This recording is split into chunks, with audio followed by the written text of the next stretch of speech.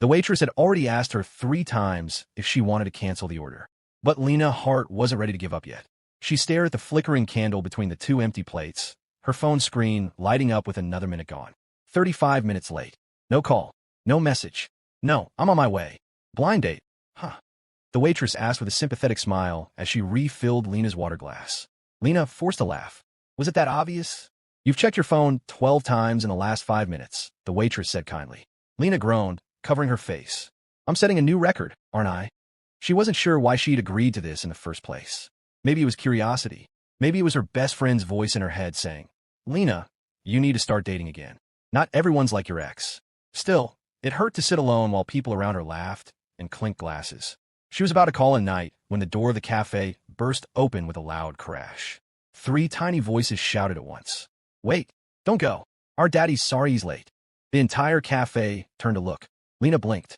At the entrance stood 3 kids, 2 identical little boys and a girl, all no older than 5. Their winter hats were askew, their cheeks flushed from the cold, and one of them was dragging a dinosaur backpack that was clearly too heavy. The little girl who seemed to be the ringleader marched right up to Lena's table and placed her tiny hands on her hips. Are you Miss Lena? I am. Good. We found you, she said proudly, turning to her brothers. Told you Daddy said she'd be pretty. The entire cafe chuckled. Lena felt her face go hot. Where's your daddy? He's parking, one of the boys announced, breathless. We came inside first because he spilled coffee on his shirt and said he needed a sec to look less messy. The little girl leaned closer and whispered conspiratorially, he's nervous. He said you were beautiful on your profile. Oh my God, Lena muttered under her breath, trying not to laugh. Can we sit? The smallest boy asked, already climbing into the chair opposite her before she could answer. And just like that, her lonely table for 2 turned into a chaotic table for 4. The waitress appeared again, blinking. Are these your? No, Lena said quickly. I mean, apparently yes. Temporarily? The waitress laughed and walked off, shaking her head. The kids started talking all at once. My name's Theo. I'm the oldest.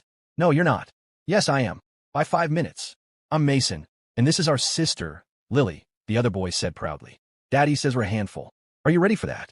Lily asked, tilting her head like a tiny interviewer. Lena burst out laughing. I guess I'll find out. A few moments later, a tall man came rushing in, breathless, a coffee stain visible on his crisp white shirt. His tie was half undone, his dark hair a mess. But even from across the cafe, his panic was oddly charming. I am so sorry, he said as he reached the table. Traffic was, Daddy, she's so pretty. Lily interrupted loudly. Lily, he groaned softly, rubbing the back of his neck. Please don't. But Lena smiled. It's okay. I think she just saved your date.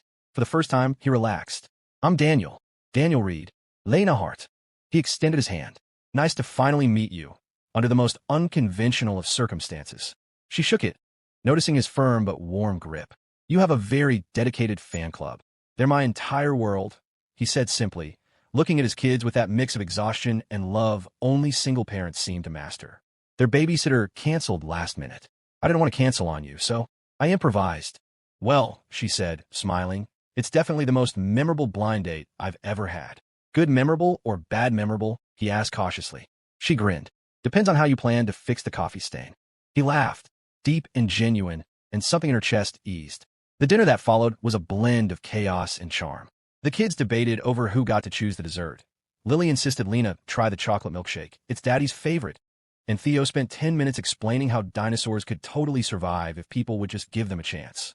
Daniel apologized at least 20 times, but Lena waved him off each time. The laughter, the noise, the little interruptions, it was messy, yes, but alive. For the first time in years, she didn't feel alone. By the time dessert arrived, Lily had fallen asleep against Lena's arm, and the boys were dozing off in their seats. Looks like I owe you an apology and babysitting pay, Daniel said softly. Lena smiled. You don't owe me anything. This was unexpectedly nice. You're too kind, he said, lowering his voice. Most people would have bolted by now. Most people don't have 3 adorable bodyguards, she teased. He smiled, then hesitated. It's been a long time since I've done this, dating, I mean. Me too, she admitted. There was a moment of silence. Comfortable, but weighted with something unspoken. Then one of the boys stirred. Daddy, can Miss Lena come again? Lena felt her heart melt as Daniel looked at her, speechless. We'll see, he said gently, brushing his son's hair back. Outside, the snow began to fall, soft and silent. And though Lena didn't know it yet, that night, what was supposed to be an awkward blind date was the beginning of something that would change all 4 of their lives forever. By the time Daniel carried the last sleeping child into the car, Lena was standing by the door of the cafe, her coat pulled tight against the cold. He looked exhausted, his tie hanging loose, hair a mess again, but when he smiled at her, it was warm. Real. I can't thank you enough for not running away tonight, he said. She laughed softly. You make it sound like surviving dinner with 3 5-year-olds is an extreme sport. He grinned. It kind of is. Lena hesitated. Can I ask something? Of course. Why the blind date?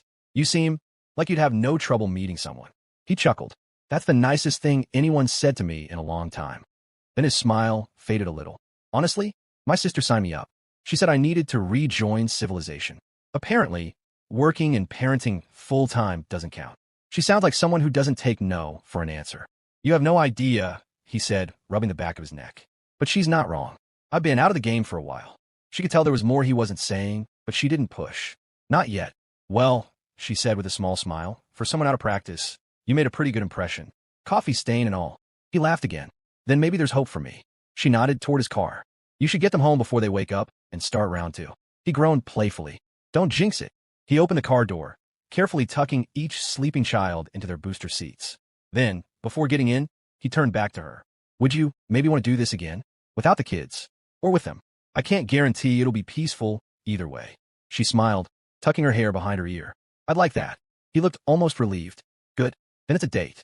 When he drove away, she stood there a little longer than she meant to, watching the car lights fade into the snow. For the first time in years, her chest felt light. 3 days later, she heard from him again. Daniel, we survived bedtime 3 nights in a row. I think that deserves coffee. Saturday? She laughed out loud reading it and replied, only if you bring the dinosaur backpack. It's part of the charm. Their next meeting was less chaotic, but just as real. They met at a bookstore cafe, and this time Daniel arrived early. No coffee stains, no frantic expression, just a smile that reached his eyes. I feel like I need to make up for the first impression, he said as she sat down. I thought it was perfect, she replied. Memorable, at least. He smiled, shaking his head. You're kind. They talked easily, the way people do when they're both surprised by how natural it feels. She learned he worked as a construction project manager, balancing long hours with parenting duties. His parents lived a few hours away. He didn't like to rely on them too much. When she asked about the kids' mom, his expression changed slightly. Not cold, but distant, careful. Sabrina's in L.A., he said finally. She's an actress. Or was. She left a few years ago to chase a big role. I thought it was just for a few months. Lena's heart sank. And she never came back? He shook his head. She calls sometimes. Sends gifts for birthdays. But she's not really here. There was no bitterness in his tone, just exhaustion. The quiet kind that settles after heartbreak. Lena reached across the table and touched his hand. You're doing great, Daniel. I saw it that first night. They adore you. He smiled faintly. They're the reason I'm still standing. Their eyes met, and for a moment, neither of them spoke. Something fragile and unspoken passed between them, an understanding that both had been broken once and were slowly, carefully learning to feel again. Weeks turned into months. The more Lena saw Daniel, the more she saw the little details that made him who he was. The way he'd sing terribly off-key while helping Lily braid her doll's hair. How he'd sneak vegetables into the boys' mac and cheese. How he'd look at his children like they were the best thing that ever happened to him. And before she knew it, she was part of it all. Saturday mornings meant pancakes in Daniel's kitchen. Theo mixing. Mason spilling flour everywhere. Lily insisting on heart-shaped ones for Miss Lena. Sunday afternoons meant park trips and bedtime stories. And somehow Lena always ended up with 2 kids asleep on her lap while Daniel smiled from the couch. It was messy, loud, and completely different from the quiet life she'd built for herself. But she wouldn't trade it for anything. One evening, as they were cleaning up after dinner, Lena asked softly, Do you ever think about what you'd say to her if she came back? Daniel froze mid-dish. Sabrina? Yeah. He sighed, turning off the tap. Honestly? I don't know. For a long time, I dreamed she'd walk through the door and apologize. That she'd realize what she left behind. But now, he looked over at the 3 little heads in the living room building Lego towers. Now I think she just confused them. They don't need confusion. They need stability. Lena nodded, quietly absorbing his words. He hesitated, then said softly, What about you? Ever think about having kids? She froze. That question always came with a weight. I can't, she said quietly. His expression softened. Lena, I didn't mean to. It's okay, she cut in with a faint smile. Doctor said years ago it's not possible. I made peace with it. But being with you in them, she looked toward the kids, who were laughing hysterically now. I don't feel like I'm missing anything anymore. Daniel didn't say anything. He just reached for her hand and held it, his thumb brushing across her knuckles. The warmth of that small gesture said everything words couldn't.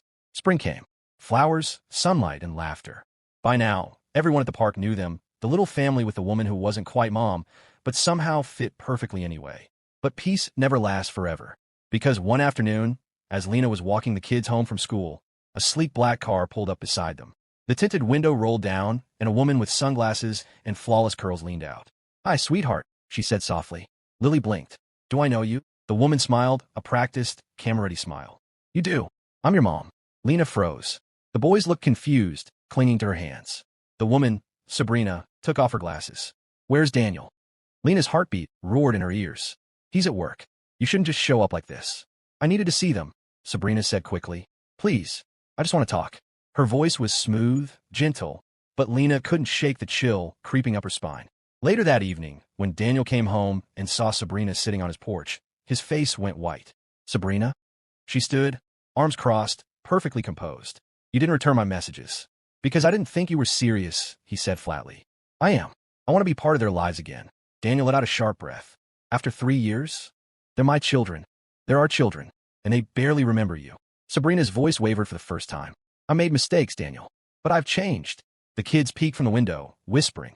Lena stayed, quiet beside them, torn between stepping in and letting him handle it. Finally, Daniel said, "Let's talk inside." But when Lena turned to guide the children away, she heard Sabrina mutter under her breath, "Too quiet for Daniel, but not for her. I can't believe I'm doing this. My publicist better be right about this family comeback thing." Lena froze. A comeback? Her stomach twisted. Suddenly, everything about Sabrina's polished entrance, her perfect hair, the timing, it all made sense. She wasn't here for them. She was here for herself. Lena's heart broke for Daniel and those kids. She didn't know it yet, but what she did next would change everything. That night, Lena barely slept. Every time she closed her eyes, she saw Sabrina's flawless smile, the same one she'd seen on billboards and magazine covers. The same smile she'd heard whisper, "My publicist better be right about this family comeback thing." By morning, the house felt different. The air was heavy, strained. The kids were quiet at breakfast, confused by the stranger sitting across from them. Sabrina acted as if nothing was wrong, chatting brightly about how much they'd grown and how she couldn't wait to make up for lost time. But Lena noticed it all, the way the kids stiffened when she tried to hug them, the way Daniel's hand trembled slightly when he reached for his coffee. Lena stood by the sink, her chest tight. She didn't belong there anymore, not when the woman who'd walked away was suddenly back. When Daniel caught her eye, she managed a weak smile. "I should probably get going." He frowned. "Lena, it's okay," she said softly, cutting him off. "You need time with her." With him. He looked like he wanted to argue, but she didn't give him the chance. By the time she stepped out into the cold morning air, her vision blurred. For the next few days, Lena kept her distance. She didn't want to confuse the kids or make things harder for Daniel. Still, every time her phone buzzed, her heart leaped, hoping it was him. It wasn't. Instead, she saw Sabrina everywhere, talk shows, social media, entertainment blogs. The headlines read, "Actress Sabrina Cole reunites with her children after hiatus. Family comes first." Single dad Daniel Reid opens his heart to forgiveness. Forgiveness. The word made Lena's stomach twist. The pictures were all over the internet. Perfect family photos in front of Daniel's house. Sabrina holding Lily's hand, the boys smiling uncertainly beside her. But Lena could see through it. Those smiles weren't real. She knew the kids too well, knew the way Theo scrunched his nose when nervous, how Mason bit his lip when uncomfortable, how Lily twirled her hair when she wanted to cry. And she saw all of it in those pictures. A week later, Daniel showed up at her door. She opened it to find him standing there in the rain, jacket soaked, exhaustion written all over his face. "Daniel," she breathed.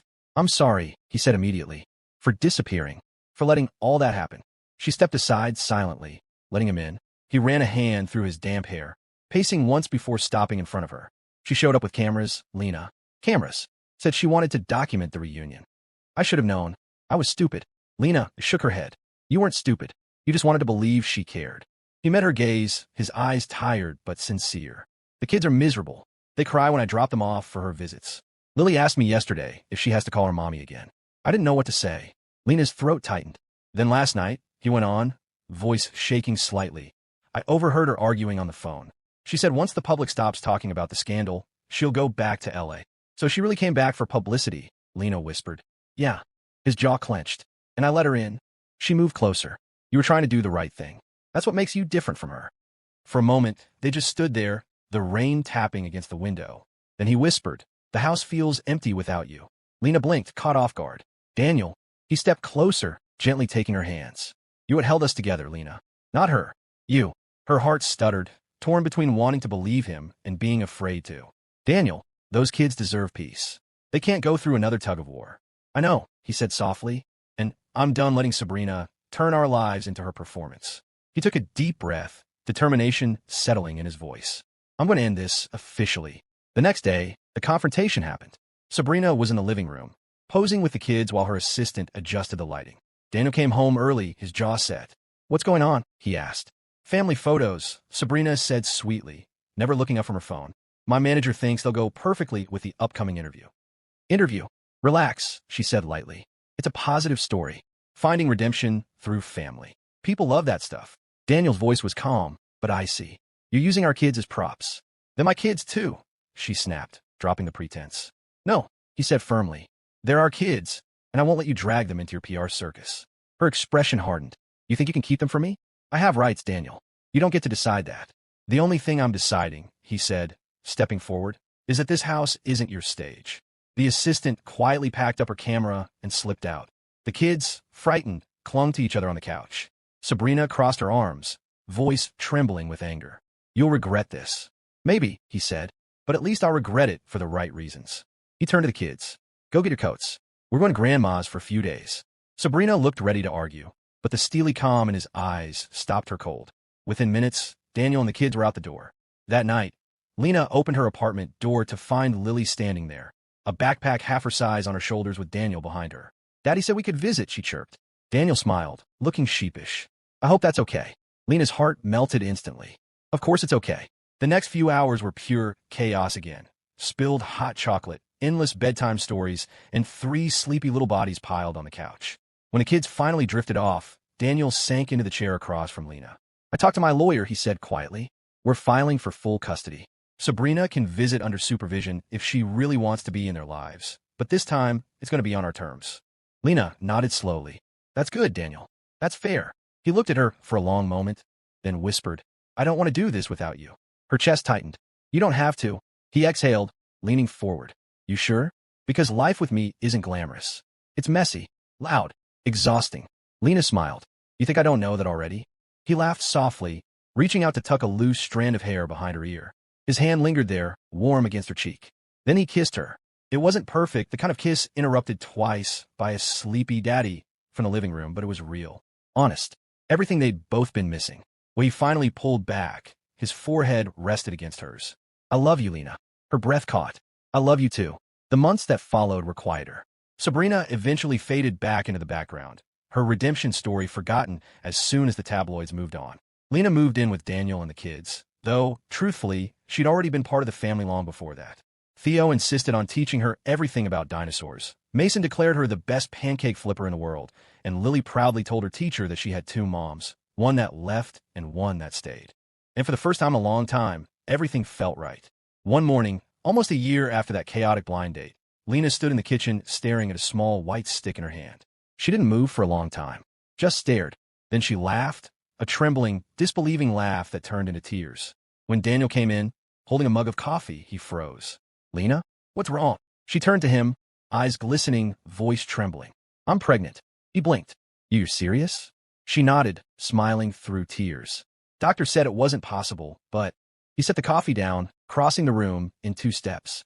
He wrapped his arms around her, holding her tight. For a long time, neither of them spoke. They just stood there, crying, laughing, breathing each other in.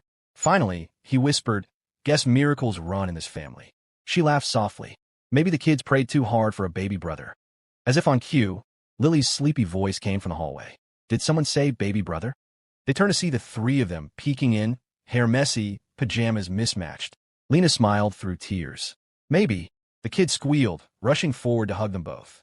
Daniel kissed her forehead, whispering, I told you. You were meant to be here. She smiled up at him. I think I finally believed that. I knew it. I told Mason God listens faster if you whisper it under your blanket. Daniel laughed through tears, shaking his head. And I guess he heard you loud and clear. Mason puffed up proudly. We did it, Theo. We asked for a baby brother. Theo frowned thoughtfully. What if it's a sister? Lena crouched down to their level, smiling. Then you'll have to protect her even more. Theo grinned.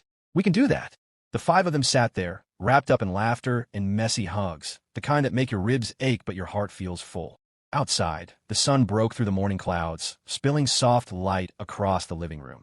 Across the toys scattered on the floor, the drawings taped to the fridge, the life they'd built piece by piece. Daniel watched Lena for a long moment, the disbelief still fresh in his eyes. You know, he said quietly, the night we met, I thought that blind date was a mistake. Lena tilted her head, smiling. And now? He smiled back, that slow, real kind of smile that only comes after too much pain and enough healing. Now I think it was fate showing up late, just like me. Lena laughed, tears in her eyes. Late, with triplets. He stepped closer, sliding his arm around her waist. Best late arrival of my life. She leaned into him, her voice soft but certain. Mine too. The boys giggled, chanting kiss, kiss, kiss, until Daniel obliged, pulling her into a kiss that was tender and full of promise, the kind of kiss that said, we made it. We're home. When they finally pulled apart, Lena looked around the room, at the drawings, the laughter, the family she'd found in the most unexpected way, and whispered, this is everything I ever wanted. Daniel brushed his thumb over her cheek. And everything we'll never take for granted. Outside, the wind carried the sound of children's laughter through the open window, mingling with the morning breeze. Because sometimes, love doesn't arrive when you expect it. Sometimes, it shows up tired, a little broken, and running late. Sometimes, it walks into a cafe with three little voices calling, our daddy's sorry he's late. And when it does, you hold on tight because that's how forever begins.